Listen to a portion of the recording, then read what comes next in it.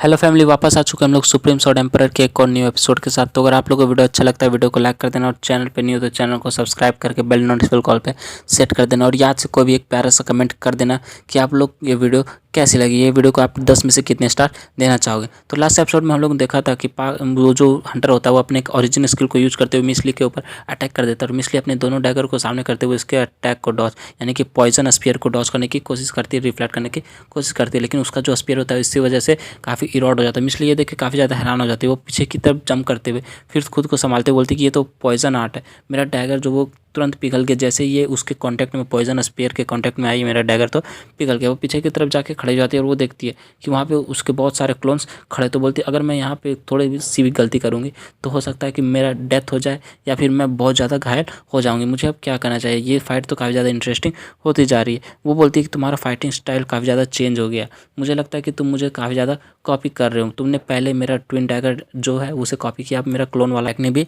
Copy कर रहे हो। वो बंदा भी काफ़ी ज़्यादा शांत होता है। फिर वो बोलता है कि इन सब का श्रेय तुम्हें जाता है, तुम्हारा बहुत बहुत शुक्रिया मिस ली। इसलिए उसकी बात सुन के काफ़ी ज़्यादा हैरान होती है। फिर वो बोलता है कि क्या तुम्हें याद है, तुमने मुझे बताया था कि अगर आपको स्ट्रॉन्ग हंटर बनना है, स्ट्रॉन्ग असैसिन बनना है तो उसके क्या टेक्निक्स होते हैं। बोलती है कि अच्छा मैंने तुम्हें ये भी बताया, पर मुझे तो ये सब याद नहीं कि मैंने तुम्हें ये सब कब बताया। साथ ही वो अपना 2 पोर्टल्स में से फिर से अपना 2 न्यू डैगर्स निकाल लेती है। बोलती है कि इसका पॉइजन आर्ट है, ये काफ़ी मतलब खतरनाक है, लेकिन इसका जो असली प्रॉब्लम है ये क्लोन को यूज कर रहा है। इसके क्लोन से मुझे पता नहीं चल रहा है इसका असली बॉडी कौन है, मुझे इसकी कौन से बॉडी पे अटैक करना चाहिए। वो बोलता है कि तुम्हें याद नहीं, चलो ठीक है मैं तुम्हें मदद करता हूँ, तुम्हारी मदद करता हूँ इन सबको याद कराने में। फिर वो हंटर होता है मिसली से बोलता है कि चलो मैं तुम्हें आखिरी चांस देता हूँ, जल्दी से अपने सैडो डांस को यूज कर ले। वो बोलती है कि सीरियसली अभी भी तुम वो बकवास सैडो डांस के बारे में भी बात कर रहे हो, मैं तुम्हारी ये बकबक सुन के काफ़ी परेशान हो गई, मैं ऐसा कुछ भी यूज नहीं करने वाली। वो बोलती है अगर मैं तुम जैसे बच्चों पे सैडो डांस यूज़ कर लूँगी फिर मेरी क्या इज्जत रह जाएगी। लेकिन वो मनी मन सोच रही होती कि मैं सैडो डांस को अभी यूज नहीं कर सकती, मुझे अपना स्ट्रेंथ अपने पावर को बचा के रखना होगा क्योंकि मुझे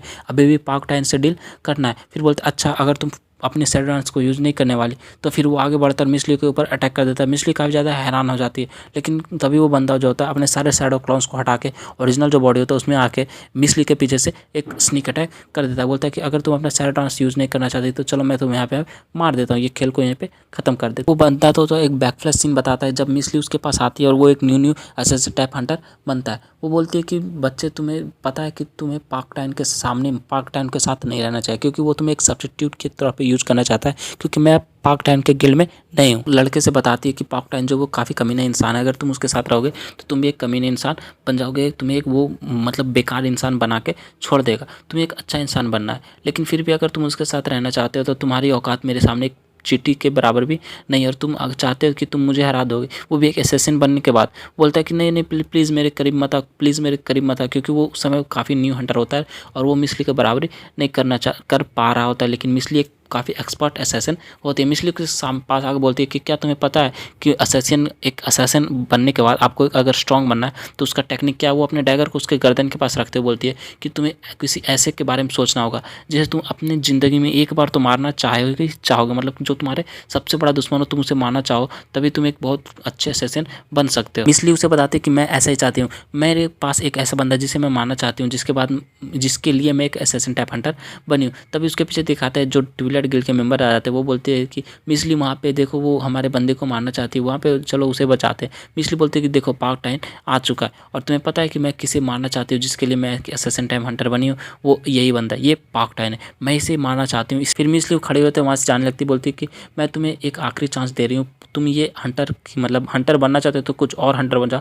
तुम असैसिन टाइप हंटर नहीं बन सकते, तुम्हारे अंदर एक भी असैसिन बनने की एबिलिटी नहीं है। हमारे स्टोरी प्रेजेंट में आ जाती है और वो फिर हंटर जो होता है मिसली से बोलता है कि तुम्हें पता है कि तुम हमेशा मुझे ऐसे फील करवाती थी कि मैं तुम्हारे सामने एक चींटी के बराबर नहीं हूँ और तुम मुझे कभी भी मसल के जा सकती हो, इसलिए मैंने तुमने जो भी मुझे टेक्निक सिखाया था उन सबको छोड़ दिया और फिर से स्टार्टिंग से स्टार्ट किया और खुद को फिर से ट्रेंड किया ताकि मैं तुम्हें सरपास कर सके, तुमसे ज़्यादा स्ट्रॉन्ग एक असैसिन टाइप हंटर बन सकूँ। वो हंटर बताता है कि तुम चूँकि दूसरे गिल्ड से थी, मैं ट्विलाइट गिल्ड से था, तुम डाउन गिल्ड से थी, फिर भी मैं तुम्हारी काफ़ी इज्जत करता था, तुम मेरे लिए एक आइडियल मॉडल आइडियल की तरह की जिसे मैं अपना गुरु मानता था और तुम्हें फॉलो करके तुम्हारे से एक हंटर बनना चाहता था। लेकिन तुम कभी ये नहीं समझ सकती क्योंकि तुमने कभी मुझे एक हंटर के तौर पे देखा नहीं। साथ ही वो अपने डैगर को उठाता है, बोलता है कि तुम सही थी, अगर तुम्हें एक असैसिन टाइप हंटर बनना चाहते हो, एक स्ट्रॉन्ग हंटर बनना चाहते हो, तो तुम्हें किसी ऐसे के बारे में सोचना होगा जिसे तुम मारना चाहोगे।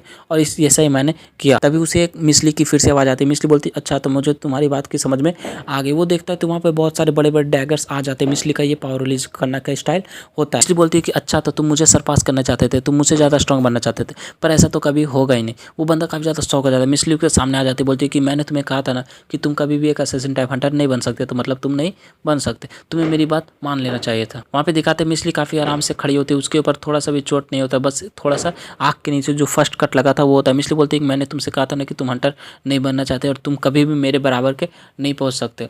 वो बोलता है कि ये तो एक शैडो क्लैन है, तुमने ये कब यूज किया, तुम ये नहीं मतलब ऐसा कैसे कर सकती, मुझे तो कुछ पता भी नहीं चला। मिसली अपने एनर्जी को रिलीज करना स्टार्ट कर देती है और उस पर अटैक कर देती है। बोलती है कि चलो मैं तुम्हें आज एक लेसन सिखाती हूँ। एक असैसिन अपने सारे कार्ड्स तभी दिखाता है जब उसकी ज़रूरत हो, और जब तुम्हें लगे कि तुम अपने जो इनेमी है, जो सामने वाला बंदा, उसे मार सकते हो, तभी तुम उसे सारी बातें को बताते हो। तुम्हारे सर नहीं कि बक करती रहती हो, और साथ ही वो उसे मार देती वहीं पर। वो जो हंटर होता है वो चिल्ला चिल्ला के अपने जान को गवा देता है, क्योंकि वो कुछ भी नहीं कर पाता। मिसली काफ़ी ज़्यादा पावरफुल होती है। फिर मिसली बोलती है कि चलो ठीक है, तुम आखिरी सांस इसी तरह लो, मैं यहाँ से जाती हूँ। और फिर वो अपने बहुत सारे डैगर्स के उसके एनर्जी डैगर से उसके ऊपर अटैक कर देती है, जिससे कि उसका बॉडी भी तबाह हो जाता है। बोलते हैं कि तुम तो एक अभी भी बच्चे हो, तुम मेरे सामने क्या ही टिकोगे। तभी वो पीछे की तरफ देखती है तो वो बंदा मर जाता है। फिर वो सामने की तरफ देखती है तो उसके सामने से बंदा आता है जो कि होता है पाकटाइन। बोलता है कि पाकटाइन जो होता है वो मिसली से बोलता है कि तुम तो काफ़ी ज़्यादा मज़ेदार हो, तुम तो काफ़ी ज़्यादा इनक्रेडिबल हो।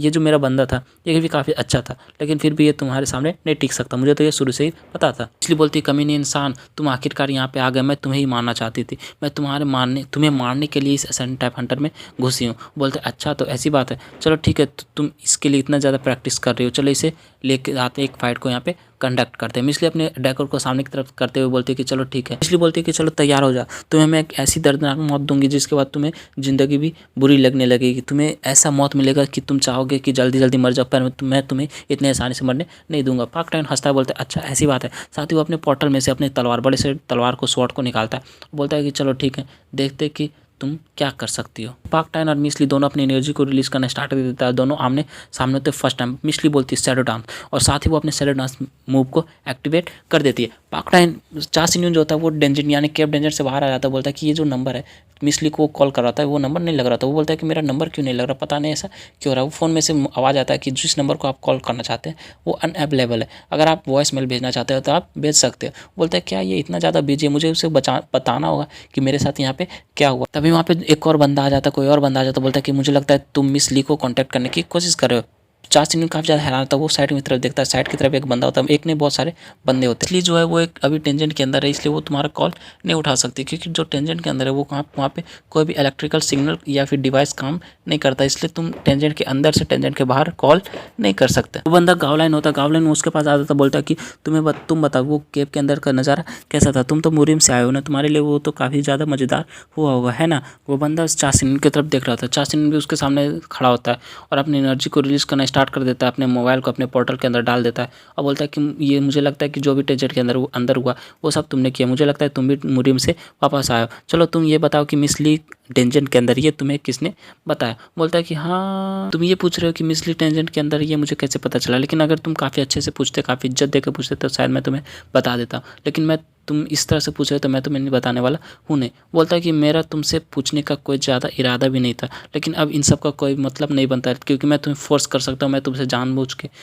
निकलवा सकता हूँ, तुम्हारे मुंह से सारी बात को बकवा सकता हूँ कि मिसली टेंजेंट के अंदर ये तुम्हें कैसे पता चला। साथ ही वो अपनी एनर्जी को रिलीज करना स्टार्ट कर देता है। वो बंदा जो गावलिन होता है वो काफ़ी ज़्यादा खुश होता है, बोलता है कि मुझे पता था कि तुम काफ़ी ज़्यादा पावरफुल हो, ये तो असली में एक heavenly martial origin cultivation art को कंट्रोल करने वाला बंदा है, ये तो काफ़ी ज़्यादा पावरफुल बंदा है। वहाँ पे दिखाते हैं जो सिन्यून होता है वो अपनी एनर्जी को रिलीज करना स्टार्ट कर देता है, लेकिन तभी बोलता है लेकिन तुम्हारा सामना भी एक गलत बंदे से हो गया। वो अपना जो फॉर्मेशन होता है उसे एक्टिवेट कर देता है। वहाँ पे दिखाते हैं कि जो सिन्यून के नीचे एक बहुत बड़ी फॉर्मेशन एक्टिवेट होता है। सिन्यून बोलता है ये तो एक ट्रैप फॉर्मेशन है। गावलिन बताता है कि हाँ तुम्हें पता है कि ये ट्रैप फॉर्मेशन है, लेकिन फिर भी ये जो ट्रैप फॉर्मेशन है ये काफ़ी ज़्यादा अलग है, क्योंकि ये जो है मैंने काफ़ी सालों के मेहनत के बाद बनाया, ये मैंने मुरी में सीखा था और अपने स्पेशल टेक्निक जिसका नाम हेवनली गोल्डन सील फॉर्मेशन रखा है, इसे मैं एक्टिवेट करता हूँ। आज तुम्हें इसका असली नज़ारा दिखेगा। जिसके जितने भी उसके साथ बंदे आए होते हैं वो सिन्यून के ऊपर अटैक करने के लिए आगे बढ़ जाता है। सिन्यून बोलता है अच्छा ऐसी बात है, चलो देखते हैं कि तुम क्या कर सकते हो। लेकिन तभी वो काफ़ी ज़्यादा शॉक हो जाता है, काफ़ी ज़्यादा